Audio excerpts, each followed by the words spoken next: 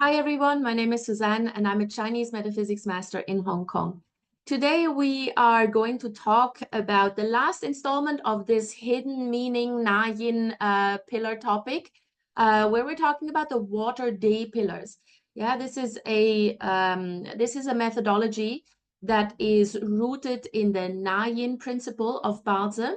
And the Na Yin principle assigns a certain rhythm or a certain vibration to each day pillar. And so this is what we're looking at, because this is usually not an obvious thing that you learn when you do any sort of Bazi reading. Now, first things first, you need to plot your Bazi chart. So you can go to this link here. I will also put it in the description to the video. And then we first need to look at the day stem. Now, what is the day stem?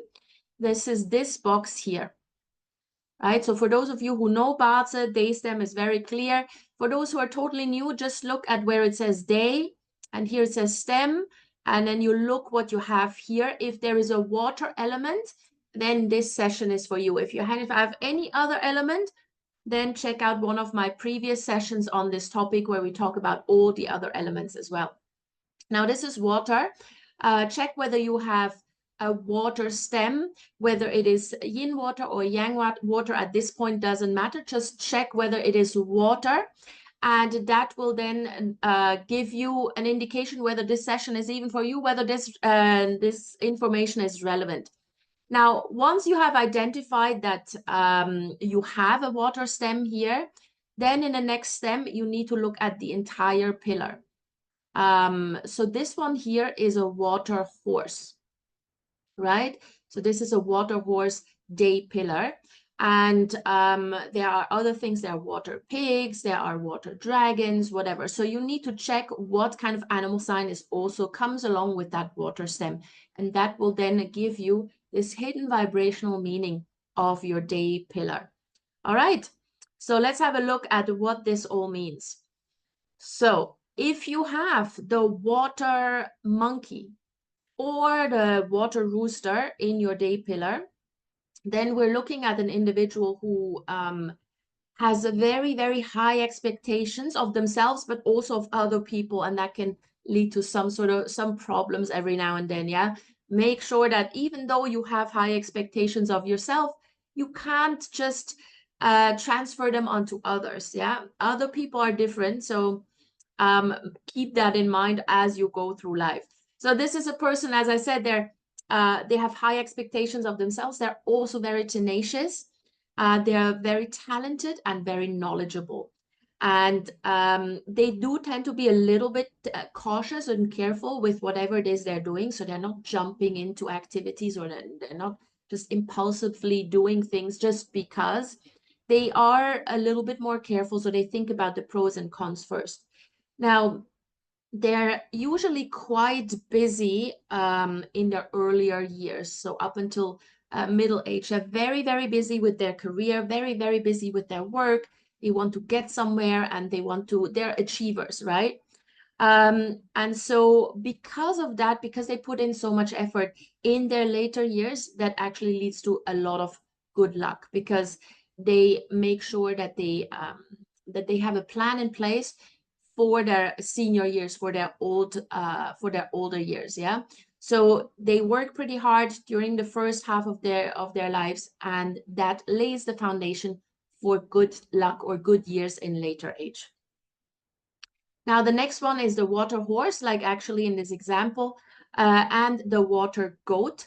So if you have these in your day pillar, then we are looking at someone who's they're typically quite smart, talented, and also quite obedient. Yeah, they're not rule breakers per se. They are quite obedient. They stick to the rules. They like to be organized. But they tend to be a bit pessimistic, or they just tend to always think of the worst case scenario. And that can make them a bit indecisive because they're very risk averse. Everything needs to be perfect before they take a decision, because they think of the worst case first.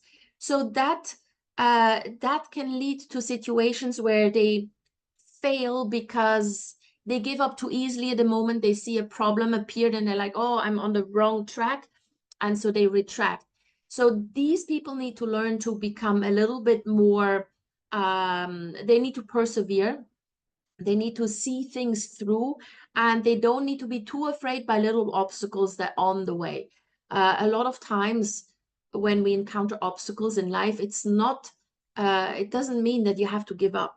It just means that you may have to adjust your plans or your journey a little bit. Yeah, that's also, this is what these people need to learn. Now, then we have the water dragon and the water snake. These are pretty tough people. Yeah, they're intelligent. They're very smart, and because of that, they tend to succeed. Yeah. They need to make sure, as with the first group that we talked about, that they don't transfer their high expectations of themselves to others, because that can then lead to broken relationships. And by that, I don't just mean romantic relationships, but if you hold your friends, your family, your business partners, your coworkers to the same high standard that you apply to yourself, you're bound to get disappointed because not everybody is like you. Yeah. So tone that down a little bit and you'll actually be very, very successful. Then we have here the water tiger and the water rabbit. So these are also, again, very smart people. Water generally means that you're quite intelligent, you're street smart, you're savvy. Yeah. So that's why anybody with a water stem, they have a thirst for knowledge. So the water tiger and the water rabbit, they are knowledgeable and they're very kind. They're very kind people. And this is why they succeed. They succeed because they're knowledgeable and kind. They like to help others through their knowledge. They like to see other people advance and give them solutions. Yeah, they're solution providers. But they tend to get easily distracted.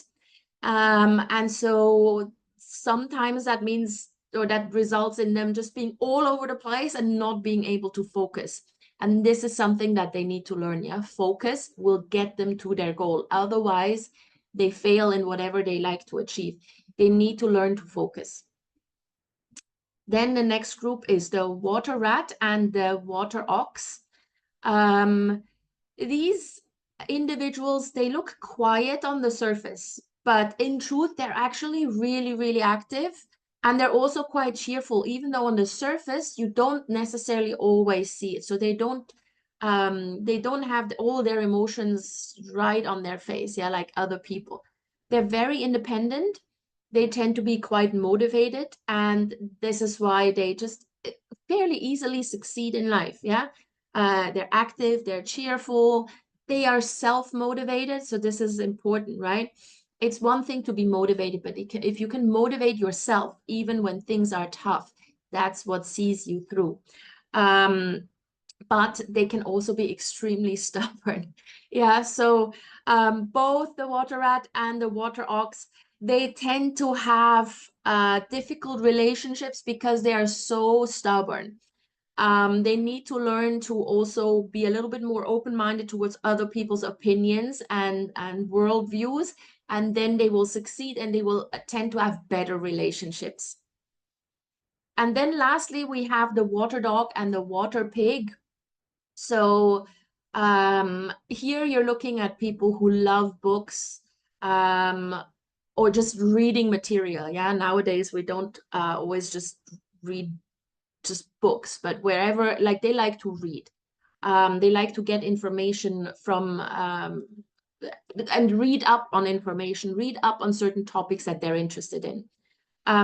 They tend to come across as fairly mature types of people. They're also very sociable, very capable, and very smart. So as such, they have a fairly easy life. I mean, of course, there will be ups and downs, but it's not, they tend to recover fairly quickly, and they have a lot of help from people around them. The one thing with the water dog and the water pig is that they're very friendly. They're almost overly friendly. And that leads them to be, they may come across as a little bit naive or just having few boundaries because they're so friendly. So they need to make sure that they learn to discern when it comes to making friends. Yeah, don't make friends with everyone. You don't want everyone in your close circle of friends, and that is something they need to learn to really evaluate a person or a character a little bit more objectively. Yeah, and you don't have to be friends with everyone. All right. So these are the hidden Na Yin meanings of the Water Day pillars. I hope this helped you guys. If you would like to have a more comprehensive reading of your chart, you can contact me anytime. My email address is in the description to the video. And in the meantime, please like the video, share it with anybody who may be interested, and please subscribe to my channel so we can grow this community and become much, much stronger and more powerful as well. All right. See you guys soon. Take care.